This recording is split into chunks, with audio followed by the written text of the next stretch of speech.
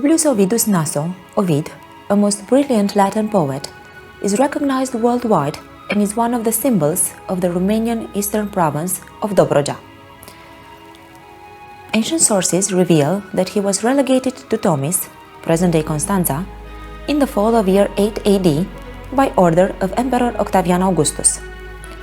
Relegation, relegatio, was a milder form of exile, in the sense that the relegated person did not lose his or her civil rights and his or her wealth was not confiscated. Ovid received the news while he was passing time on the island of Elba, Ilva in Latin, after the Ligurian tribe of the Ilvați, accompanied by one of his friends.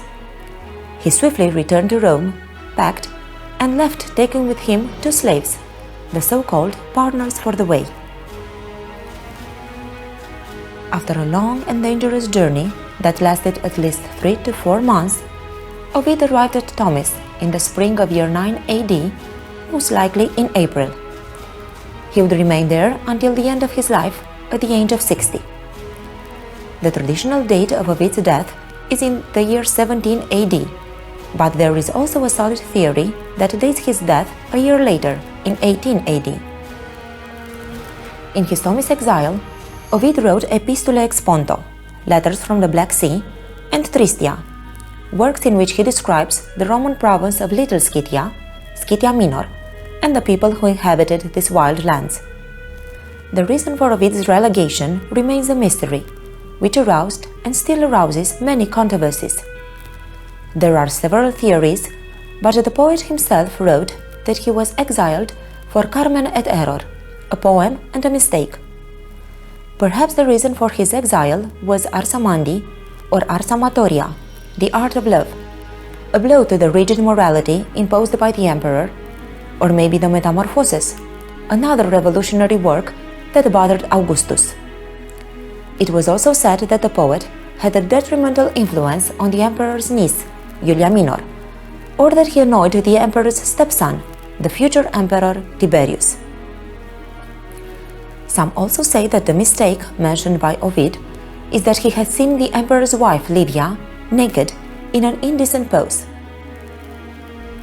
From the historical sources, especially medieval ones which cited ancient sources, it appears that the poet's funeral took place ante opidimi portam, meaning in front of the city gates.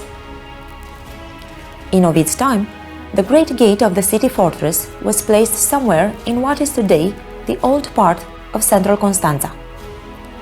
However, his grave was not discovered yet. Some believe that his sarcophagus is at the bottom of the sea, while others think that it is deeply hidden in the earth that covers the old city. In fact, we do not even know if Publius Ovidius Naso was cremated or buried. This is quite understandable, as around the 1st up to the 3rd centuries AD, all over the Greek and Roman world, both rituals were practiced simultaneously. Thus, burial was more popular until the 2nd century AD, and incineration gained ground and was used later, until the beginning of the 4th century AD, when Christianity finally imposed the burial as the norm. Modern Constanța was enriched and truly embellished with the statue of the great Latin poet in 1887. The idea of a statue of Ovid belonged to the first prefect of the county, Remus Opreanu. He contacted the Italian sculptor Ettore Ferrari, who created the artwork, finished it in 1883, and sent it to Romania. However, the statue was placed on its pedestal and inaugurated only 3 years after its arrival. For unknown reasons, it had been abandoned and forgotten in a warehouse. The inauguration took place on August 18, 1887, in the presence of numerous local and national officials, and obviously in the presence of the person who initiated the project, Remus Opreanu. Finally, the great Latin poet got the place he deserved in central Constanța. In 1887, the present-day Ovid Square looked totally different and was named Independence Square. This area would be systematized only in 1921 with the completion of construction of the communal palace or the town hall, started in 1912 but put on hold because of the outbreak of the First World War, which is today the Museum of National History and Archaeology, Constanța. The event of August 18, 1887 was a crucial one for the history of the city. A symbol of Dobrogea and of the Romanian Latinity, Ovid, became, after almost 2 millennia, the recognized son of Tomis. Everybody was excited, and the event aroused interest throughout Romania and abroad. From 1878 to 1921, the statue of Ovid was placed in various positions. The 7.2 feet bronze statue was initially facing north, but in the following decades, it was moved 3 times.